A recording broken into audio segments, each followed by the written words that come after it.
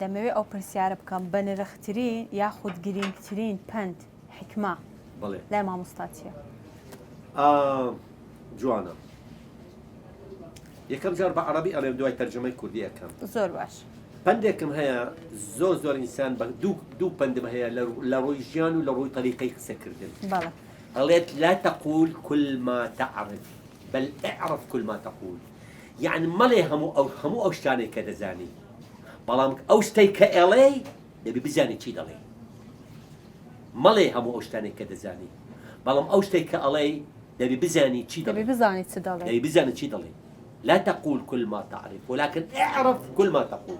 جوانا أو بند لبواري جيان يعني لبواري جيان دو پندم هەیە جوان بەڕاستی خەڵک حەز تەسەوڕەکەم بەدڵی خەڵک دەبێت.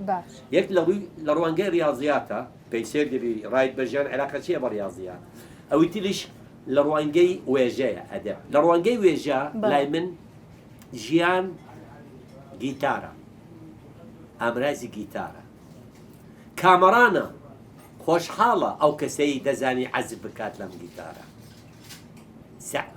الحياة قيثارة وسعيد من يعرف العزف عليها. أوين روانجي رياضيات بيتان سيرة. روانجي رياضيات وابزانا بسودة ومو خلق أو لأنجامي قراءتي خوم درسم كده وبندا. بله. لأنجامي قراءتي خوم. أليم جيان رياضيات. بعد. كوكر نوايا. دركر نوايا ناقصة. وتقسيمة دابش كردنا ليك دانا. کۆکردنەوە ئینسانە خەڵکی چاک کۆبکەوە. بەڵێ. دەرکردن ناقص خەڵکی خراپ دەربهێنە لە ژیانت ناقصی بکە لە ژیانت. باش.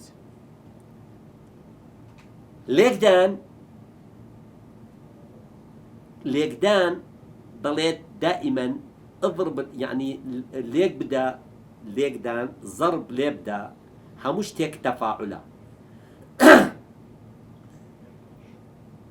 اضرب الحكم والامثال ليك بدا بندي بيشناني بسود بو خلق دائما قصيد بسود بك ليك لباتي ليك بدا ضربي او بك ليك بدا بندي بقسي خوش وبنرخ بو خلق بله دابش كردن دواقسيا بروانجا رياضيات بله خوشويستي خوت دابش بك بو همو خلقك بيكساني حسابي مكة أو شيعية مسنية مسيحية همو خلقي خوانا چونك خوا روش درسي كل بو همو إنسانك هل دسر زوي دابش بك خوشويستي خوت بو همو إنسانك حساب مكة وفقيرة مراشة مسبية أو دابش كردن الأجيال دابش بك خوشويستي خوت بيكساني بو همو خلق كواتتو إنسان